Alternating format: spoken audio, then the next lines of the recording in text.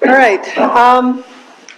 So I grew up in Riverside, and I remember when there were park rangers here in Fairmount Park.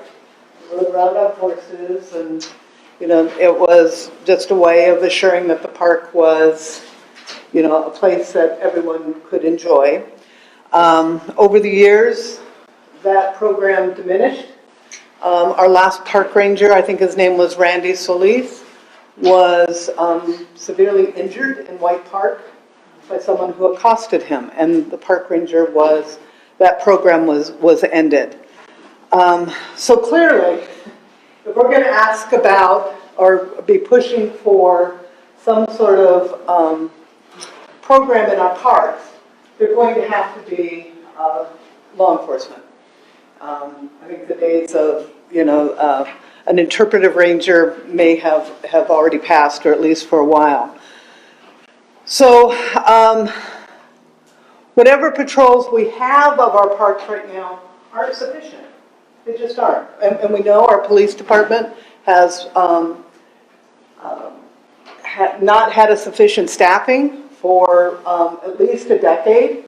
And it's been a very difficult road back to that. But Measure Z has been passed. We are paying an additional sales tax in order to fund our law enforcement to the levels that are reasonable in relationship to the size of the city that we have. So in looking at our parks and what's going on in them, and whether or not people feel even safe going into their parks, our executive committee recognized that it can be a very dangerous area at times, especially when you're down on the river trail. I mean, I don't know anybody who would say, sure, I'll walk down there by myself. It's just not going to happen, right? So we all recognize that this can be a difficult job. So I went out and got this map of Ward 1. Thank you, Lynn and Councilmember Gardner, for helping us get this. So what Dana is looking at, the yellow area is all Ward 1.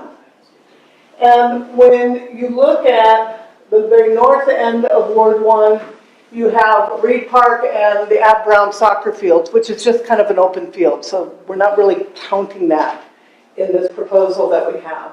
But then you come down the Santa Ana River Trail, which is a park area. Not necessarily city park, but then you come to Fairmount Park, and Mount Rubidoux Park is here. We have White Park, and we have Loring Park, which is kind of attached to Fairmount Park. And then you come down, we have Ryan Bonominio Park, and then you come on down and you have Martha McLean and Zaneros.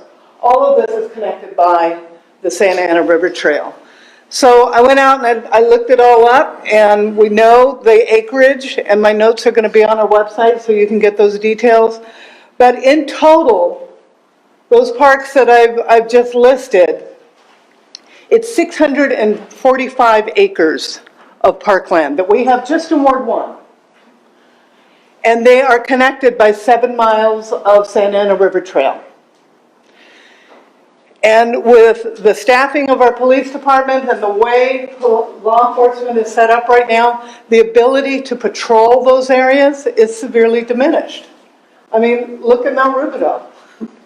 You're going to ask a law enforcement, a patrol officer to park at the bottom of Mount Rubidoux and hike up there and see what's going on at 2 o'clock in the morning.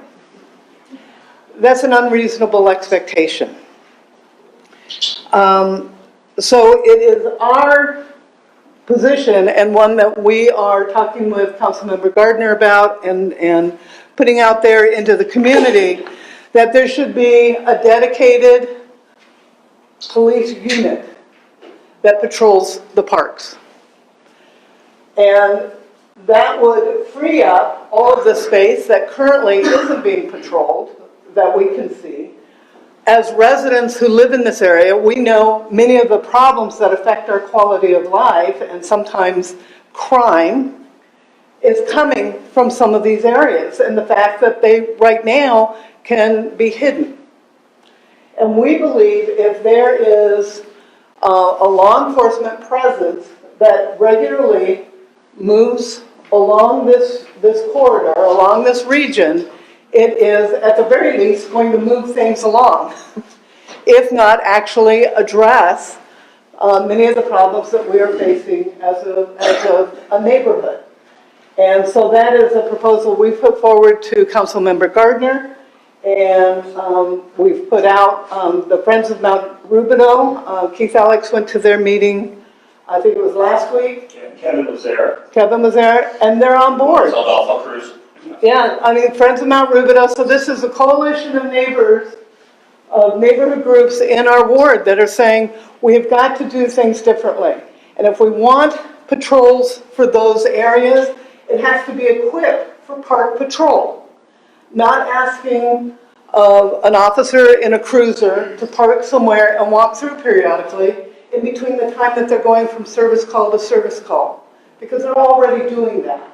And I know if they could walk through those parks, if they could go through those parks, it probably wouldn't be as efficient as, you know, some specially equipped law enforcement to be able to move through these areas efficiently and safely, and just make sure that these pockets of problems are actually patrolled. So that's the proposal that we are putting forward, and the rationale behind it. Here. Do we have any feedback on that?